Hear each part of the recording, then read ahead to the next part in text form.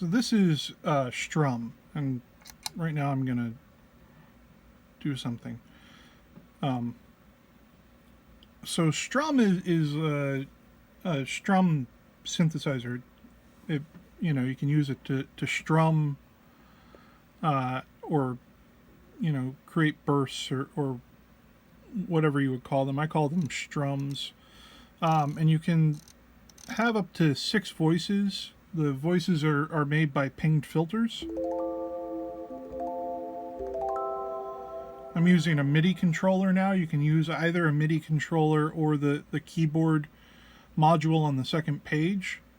It's easier for me to demonstrate the controls if I do that. So the strum spread goes from, essentially at its lowest, you've created, a chord. They all the notes play together. And as you spread them out,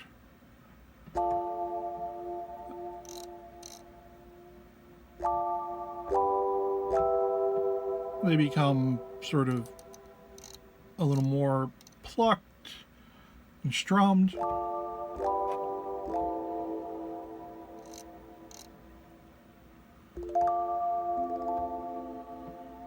So you keep going.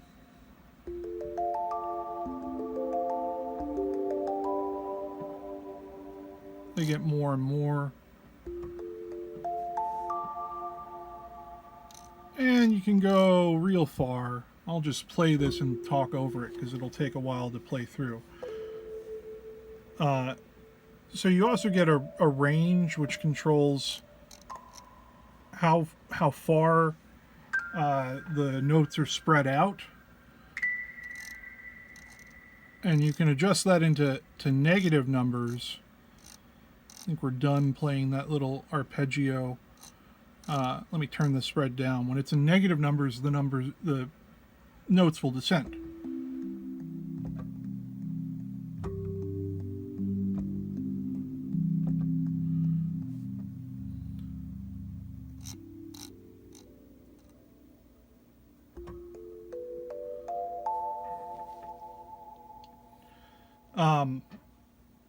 The key is interesting. The key is adjusted. The note value you see on the screen here represents the key that's being used. From A0 to G sharp 1. And anything above G sharp 1 will be G sharp. But anything below that, E1 will be the key of E. And that's just me, what I did for that was just, I amplified the connection to the point where those matched up with the ways that the quantizers track key. So again, you can set this by just setting, I want something in the key of D sharp.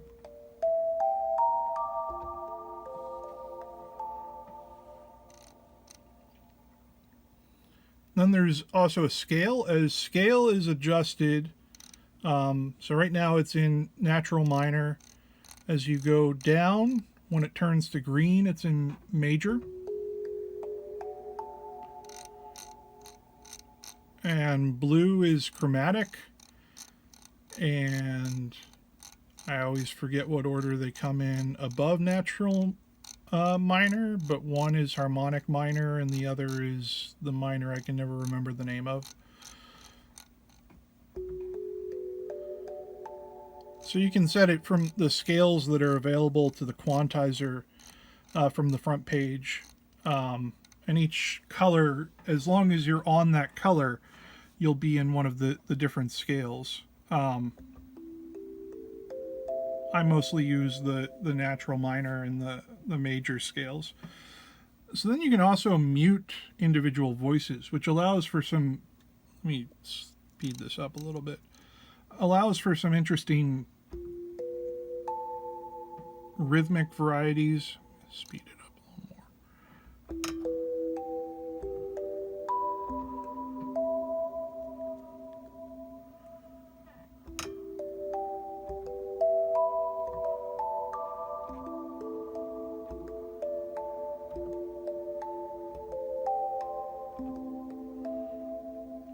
which I think is cool. So that's the you know the voice control. The rest of it just deals with the sound of the synth itself. So brightness just controls the resonance of the filters. So as you turn that down, the notes will not decay as long, and they'll become a little more percussive.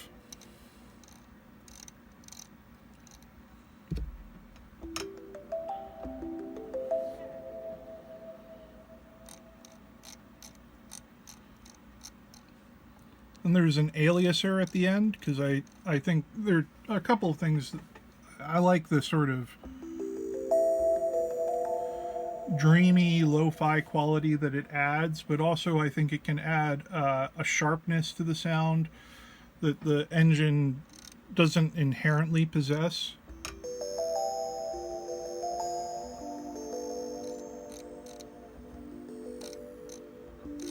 You can get grody with it.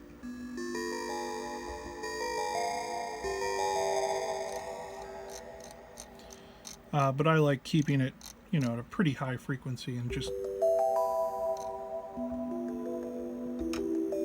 adding an air of lo-fi-ness, as it were.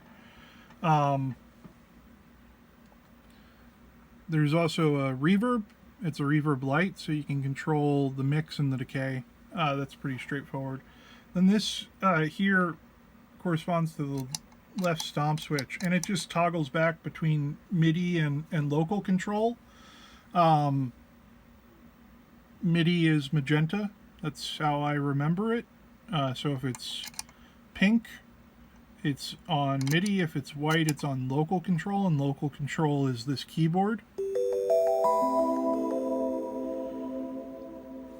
It also receives velocity through the MIDI keyboard, and you can turn that off if you want. There's no velocity, obviously, on the keyboard module.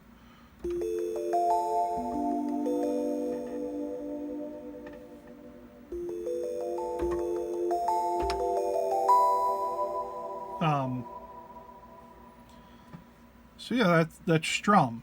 And the way that it works is it just uses a bunch of CV delays in sequence, in series, so the output of one is connected to the other, and they're all connected to the Strum amount control. And then each one of these outputs also becomes a tap, right, for each of the voices. So it's an interesting, you know, it's a way to spread CV equally without getting distortions. I was trying to do this earlier by setting different you know, amplitudes to CV spread, CV delays, and they would just, you know, it didn't track linearly. So, you know, the first notes would play all together, and then the last notes would play seconds apart. And this way they all play equidistant from one another. So that's cool.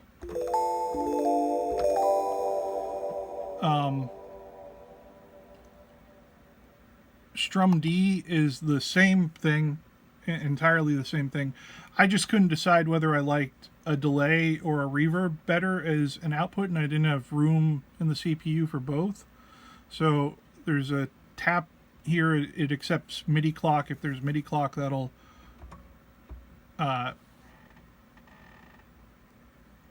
eliminate.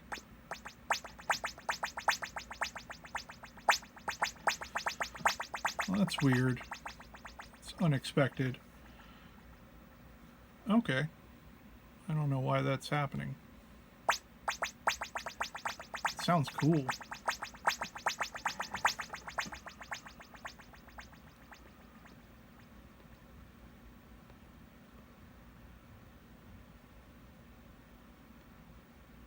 Let's try and figure it out.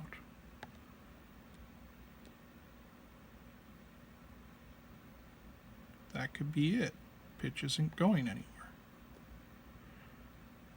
I connected the gate out to the pitch control.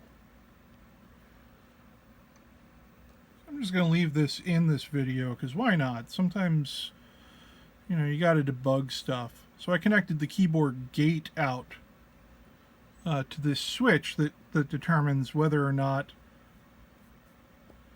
Then I'm running into the bug where nothing connects, which infuriates me. I'm not going to try and let it get me down. I swear I played this the other day, earlier today, and it worked fine, so I don't know what happened there. But maybe I won't. Oh, there we go. Now we can.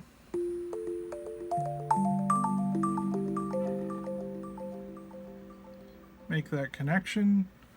Now it works as expected. So obviously, you know, with the delay, you can get some really interesting rhythms going on between the strum and the delay time and all of that, and the, you know, voices being muted.